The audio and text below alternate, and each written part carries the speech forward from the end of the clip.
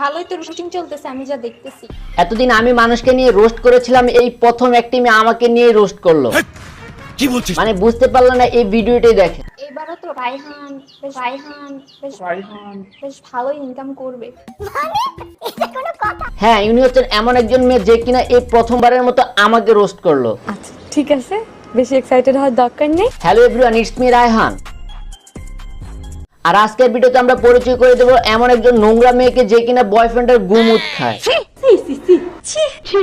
আর এই বিষয় নিয়ে আমরা কথা বলার পর উনি এসে আমাদেরকে রোস্ট করে দেয়। এবারে তো রায়হান বেশ ভালো ইনকাম করবে, তাও আবার আমার ভিডিও দিয়ে রোস্ট করে, তারপরেও বড় বড় কথা।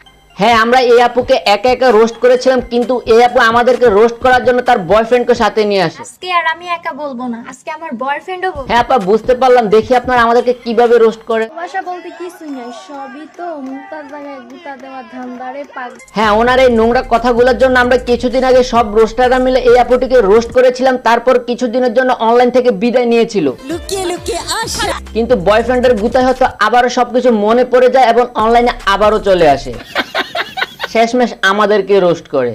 আমার ভিডিও নিয়ে রোস্ট করবি, টাকা ইনকাম করবি, আবার আমারে গালাগালি করবি। হ্যাঁ আপু, আপনাকে আবারও বলে দিতে চাই, আমরা রোস্টাররা কখনো কারো ব্যক্তি জীবন নিয়ে কথা বলি না, শুধুমাত্র তার নোংরা কথাগুলো এবং তার আচার আচরণ নিয়ে আমরা কথা বলি। হ্যাঁ ভাই, ঠিক আছে, 100% ঠিক আছে। যেমনটা আপনি বলেছিলেন, আপনি অনলাইনের মতন একটা পাবলিক প্ল্যাটফর্মে এসে নোংরা কথা বলে মানুষদেরকে উৎসাহ দিতেন এবং আনন্দ দিতেন, সেটা কখনোই ঠিক নয়। ভিডিওটা বানানোর পরে আমারও তো ইচ্ছা মতো দিবি। হ্যাঁ ভাই, আপনি যেহেতু জানেনই, আপনার এই ভিডিওটা আমরা দেখার পর আমরা সব রোস্টাররা আবারও আপনাদের পিছনে লেগে যাবো, তাহলে কেন আমাদেরকে রোস্ট করলেন? আমারে মাফ করে দেন হুজুর, আমার ভুল হয়ে গেছে। মানে যে জিনিসটা আপনারা নিতে পারবেন না, তাহলে সেটার কেন আগ্রহ দেখান? রায়হানকে আবার এগুলোর কাজ তো এগুলা, খালি রোজ করা, অন্যের ভিডিও চুরি করে। হ্যাঁ, উনি হচ্ছেন ওই মেয়েটারই বয়ফ্রেন্ড যার কিনা গুমুত খেয়ে ওই মেয়েটা বড় হয়েছে। আপনি বেশি কথা বলেন। মানে এটা কোনো আমার কথা না, ওই মেয়েটা নিজে একটা ভিডিওতে সে খোলামেলে কথা বলে। ভালোবাসার মানুষের গুও তো খাও। আর গু খাবার খাওয়ানে মাথাতে গু ভরে গেছে, তাই না? হ্যাঁ, মেয়েটি এটাও স্বীকার করেছে তার এই নোংরা কথাগুলো নাকি তার বয়ফ্রেন্ডের অনুমতি নিয়ে করতো। তার সম্মতিতে আমি এগুলো করেছি। ভাই, আপনি কি সত্যি এই আপুটিকে নোংরা কথা বলার জন্য উৎসাহ দিতেন? এবং আমার কথাতে করছে। তাহলে ঠিকই আছে, যে মেয়েটার মাথায় এমনিতে সমস্যা আছে তার বয়ফ্রেন্ডের মাথায় যে সমস্যা থাকবে এটাই স্বাভাবিক। ভালোবাসার মানুষের গুও তো খাও। শুধু এই কথাগুলোর জন্য না, তার এমন এমন নোংরা কথা ছিল যার জন্য আমরা কিছুদিন আগে ওকে নিয়ে রোস্ট করেছিলাম, তার জন্য উনি আমাদের বিরুদ্ধে প্রতিশোধ নিচ্ছে। তো সুতরাং মানে উনি জানতেন না রোস্টারদের পিছনে লাগলে কিরকম আগুন জ্বলে। আবার বলছো গুমুত খাওয়া।